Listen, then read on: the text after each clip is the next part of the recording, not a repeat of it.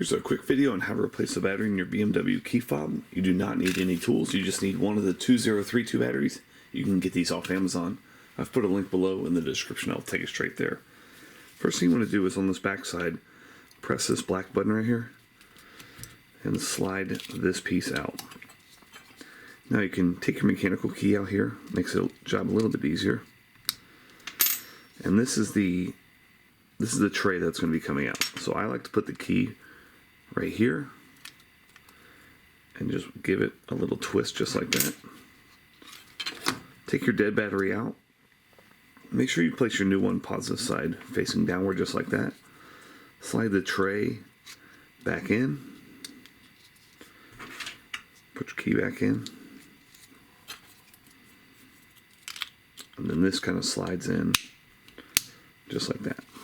Okay, that's all you need to do. There's no need for a program. Hope this video was helpful. Make sure you hit that thumbs up button.